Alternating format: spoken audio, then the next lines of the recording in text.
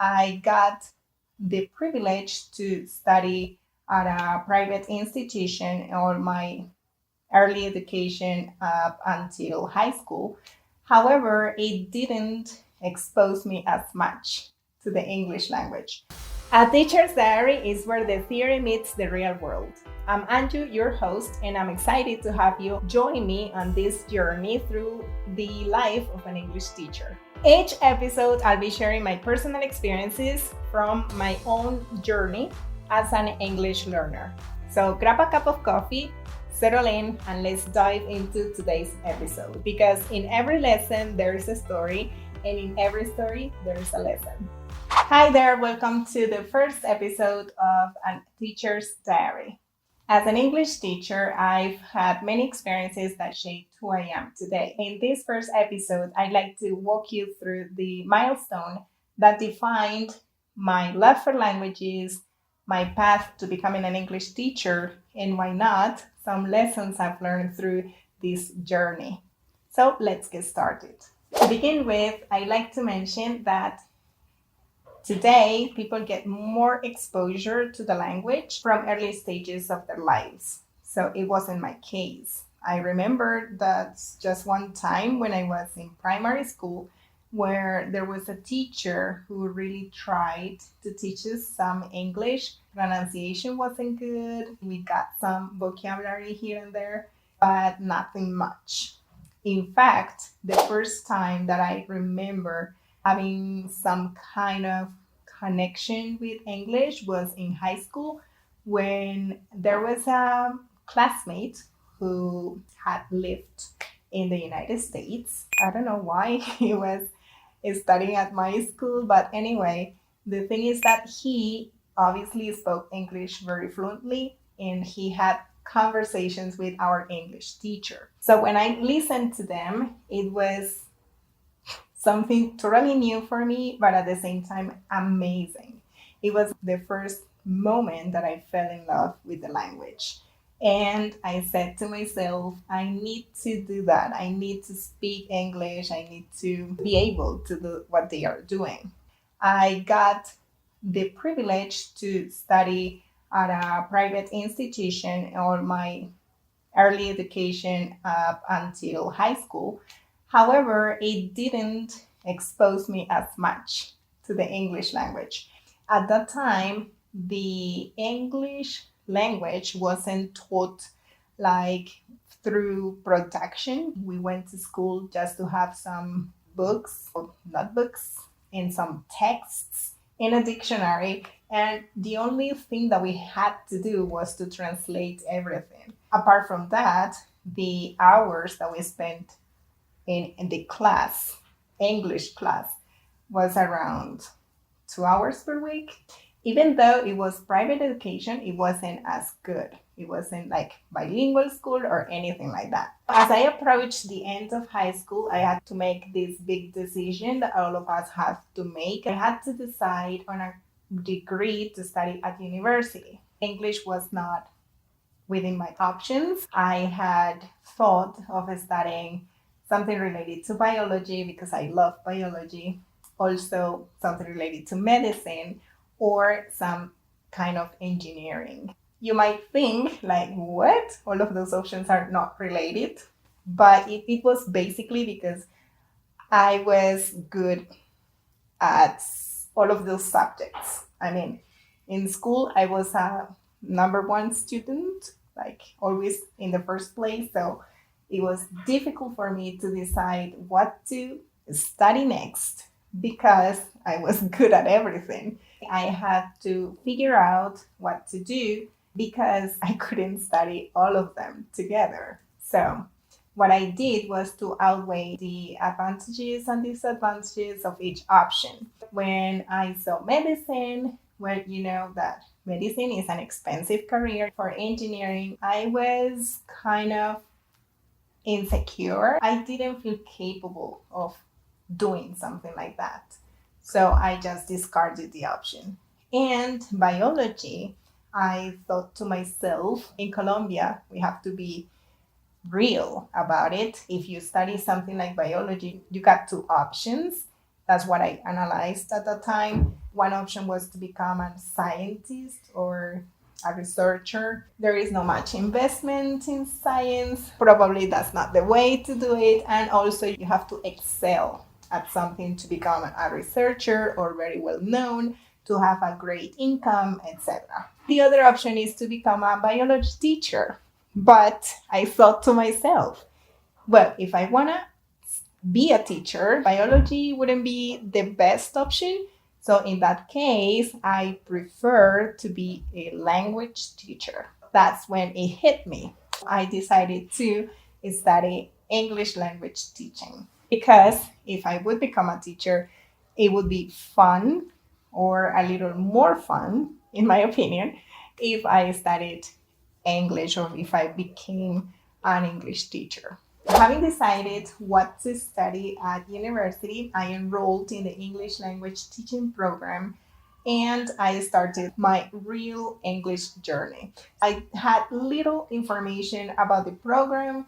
I wasn't an internet native person. I didn't have a computer. I didn't have so much access to this information. I didn't know how to navigate on this internet world.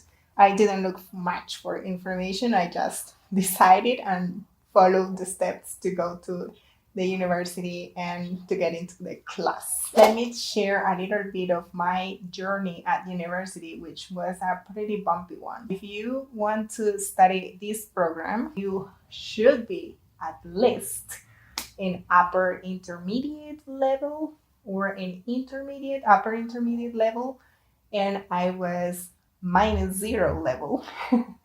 I wasn't even a beginner. Let me walk you through my first class. The first class, the teacher entered into the classroom, and there I was, not knowing anybody, being a total stranger to my classmates. The teacher started speaking English, obviously, and he was presenting probably the program and asking some questions about us, but I didn't understand anything. I was this classmate, annoying classmate, I'm pretty sure, that was like asking the next person like everything the teacher said. What did he say? What did she say? Everything. Right there, I understood that I had to do something about it. My journey started by studying English on my own, more than studying at university. The university provided the environment I needed because we were exposed to the language practically all day. The classes were in English, all of them. So it was like 6 hours, 7 hours a day, every day in contact with the English language, with input from teachers who were native or who studied here in Colombia, but they were really qualified. I started to learn English on my own. I'm not going to lie to you. It wasn't easy. It was, as I told you before, it was a really bumpy journey. I had to figure out everything myself with very few resources. I didn't have any access to internet. I didn't have any computer. I didn't have much to go with. So what I did was to take advantage of the classes that I had. We were asked to have presentations in English a week later, 2, 3 weeks later, in a language program. So I needed to do this. There was no other option. What I did was to take advantage of all the resources I had at that time. I didn't focus much on what I didn't have.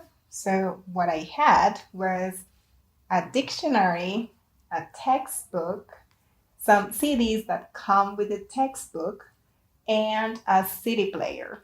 What I did was to immerse myself in English. I forgot that Spanish existed.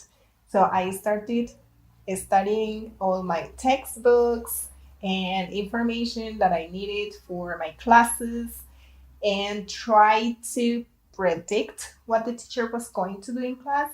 So I wasn't so lost in the class. I had to study basically long, long hours. Obviously, you have to take into account that it was because I was in zero. I didn't know even how to introduce myself. You can find people who you approach and you ask, like, hey, how are you? Good morning, etc. And they know something. They understand those phrases because they are very common. But at the time, I didn't know any of them. I had to learn those by myself. I had to do many different things according to what I had. I also started listening to music. I wasn't much of a music listener at the time, so I didn't know much about any band. I started listening to music, but not this passive listening that you just mumble the words or just follow the rhythm, enjoy what you listen to. But I started to do some active listening.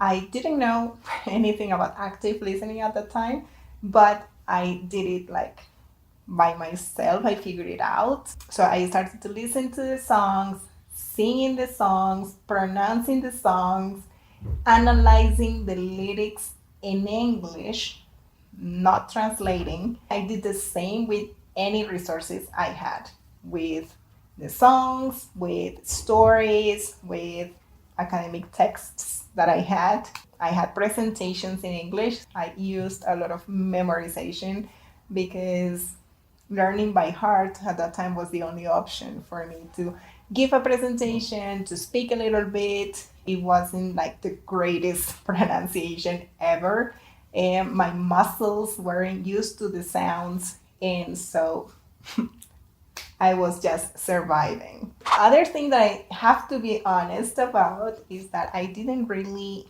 thought of becoming a teacher because I like to teach. I just wanted to speak English. That was my real purpose. If this was the means to do it, well, I studied it that way. You might think, like, why didn't you take an English course like everybody does? First, I didn't have information about English courses. And secondly, if I had studied an English course, probably I wouldn't have had any other possibility to choose another career for me. Then I graduated as an English teacher with all those obstacles, and it was so satisfying for me. It was like a great achievement. I realized how much I could do by my own, and I was so grateful at everything that I could do. There were times that I really thought I wouldn't be able to do it, but I did. Now, I'd like to share some of the lessons I learned through this journey. The first lesson that I want to share with you as an English learner is to immerse yourself in the English language, just like I did. I forgot everything about Spanish, I forgot Spanish existed, and I tried to only have input, full of input of real English. The second one is don't be afraid of making mistakes. Mistakes are opportunities for you to learn.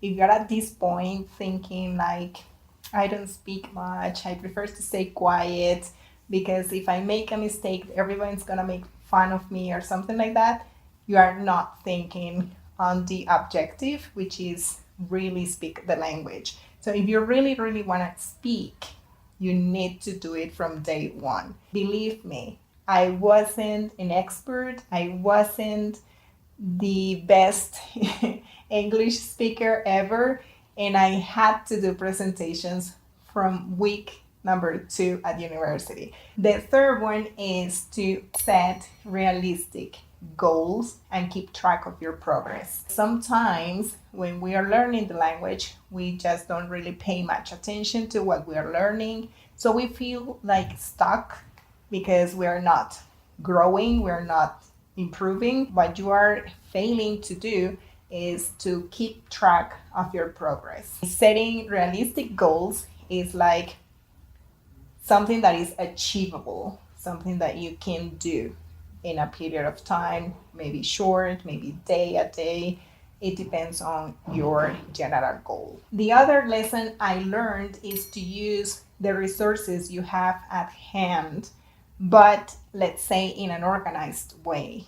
So it's not like learning random things from one to another, like here and there, but to organize your learning, to make some plans or action plans to learn the language. And the other that I would recommend is to speak English, even if you're not confident enough, but you need to speak.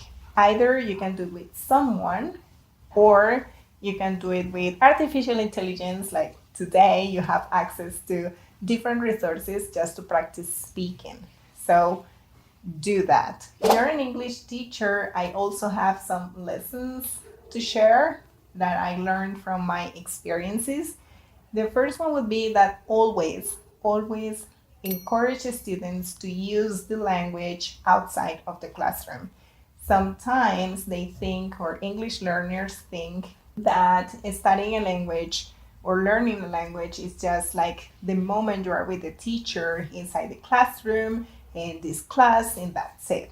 And it's not like that, because outside the classroom is when the real use of language is needed. The second is always improve your own skill. I know that in some institutions, it's not necessary to have certain high level of the language to teach, but apart from that, you don't need English just to teach. You need English for you and yourself. So, in that case, what I would do is to improve, to continue looking for opportunities where I need to use the English that is not necessary, the English language that is not necessary in the classroom with my students. Because your own feeling, your own mindset, and your own experience with the language is something that is going to contagious to your students. If you really want them to pay attention to English, to want to learn English, well, start with you. So the next lesson that I would like to share is to create an environment where students feel confident to share, to speak, and to use the language. I learned that because it's obvious that if you are an English learner, at the first stages, you're gonna feel self-conscious, you're gonna be thinking about what others might think.